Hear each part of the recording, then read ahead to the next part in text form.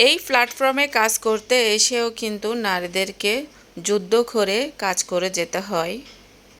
নিজের থেকে শিক্ষা গ্রহণ না করলে আসলে বুঝতে পারতাম না কতটা বিভ্রান্তিতে থেকেও নিজেকে সামলাতে হয়, নিজের সংসার সামলাতে হয়, নিজের বাচ্চাদেরকে সামলাতে হয়, ইত্যাদি ইত্যাদি এভরিথিং। আমি মনে করি নারীদের মতো ধৈর্যের শক্তি আর কারো নাই এই ভুবনে। নারী মানে শুধু সহ নয়, নারী মানে শক্তি, সাহস আর নিজের অধিকার নিয়ে বাঁচার গল্প। এই ভিডিওটা তাদের জন্য, বিশেষ করে যারা নীরবে লড়ছে প্রতিদিন প্রতিক্ষণ। জীবন একটি যুদ্ধক্ষেত্র, আর নারীর জন্য এই যুদ্ধ আরও কঠিন। যে নারী সংগ্রাম করে সেই নিজের স্বাধীনতা অর্জন করতে পারে, আর যে নারী যুদ্ধ করতে জানে না সেই থেকে যায় বঞ্চিত। তাই বলবো, প্রত্যেক নারীকে সম্মানের সাথে নিজেকে মজবুত করে তুলতে হবে। পৃথিবীটা সহজ নয়, কঠিন। এই পৃথিবীতে নিজেকে অবস্থান তৈরি করতে হলে ধৈর্য আর বুদ্ধিমত্তার সাথে লড়াই করতে হবে। অনেকে আমরা বলে থাকি সবার ক্ষেত্রে, ধৈর্য ধরো, একদিন সব ঠিক হয়ে যাবে। কিন্তু বাস্তবতা হলো সব কিছু নিজে থেকে ঠিক হয় না। সময়ের সাথে সাথে অনেক কিছুই হারিয়ে যায় যদি আমরা প্রস্তুত না থাকি। তাই হারানোর আগে অধিকারের সাথে নিজেকে মজবুত করে তুলুন। নিজের পরিবেশ, নিজের পরিবার, সংসার সব কিছু নিজেই রক্ষা করুন।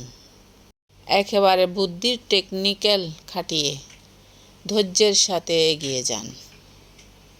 তখন বুঝতে পারবেন নারী কতটা সাহসী, পৃথিবীটা কতটা আপনার হাতের মুঠোয়। কারণ নারীর শক্তি তার সাহস, ধৈর্য এবং বুদ্ধিমত্তায়।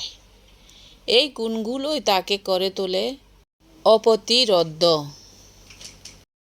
নারীকে কেউ বাঁচতে শেখায় না, নারীকে নিজের থেকে নিজেকে শক্তিশালী করে এই পৃথিবীর বুকে বেঁচে থাকার জন্য তৈরি করে নিতে হয়।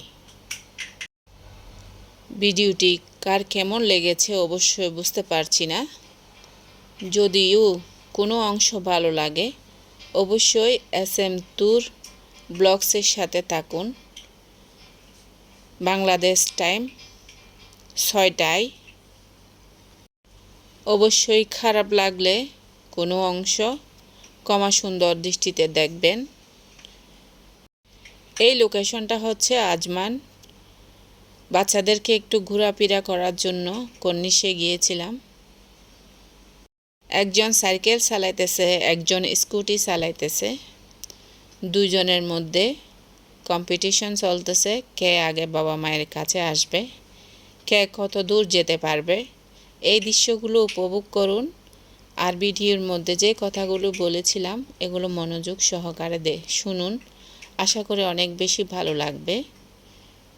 এটা হচ্ছে রাতের বেলার দৃশ্য। কার কাছে কেমন লাগতেছে কিন্তু বুঝতে পারছি না। আমি মনে করি আমার যারা অডিয়েন্স আছে, বন্ধুরা আছে, তাদের কাছে খুব ভালো লাগবে। অবশ্যই এই ধরনের ভিডিও পেতে সবসময় সাথে থাকবেন। আরব ইমারতের সৌন্দর্য আমি এই সমস্ত ভিডিওগুলো কথার মধ্যে তুলে ধরে থাকি, ছোট ভিডিওর মাধ্যমে কিংবা বড় ভিডিওর মাধ্যমে। সবাই ভালো থাকবেন, সুস্থ থাকবেন। অবশ্যই সবার জন্য অনেক অনেক দোয়া রইল। ধন্যবাদ।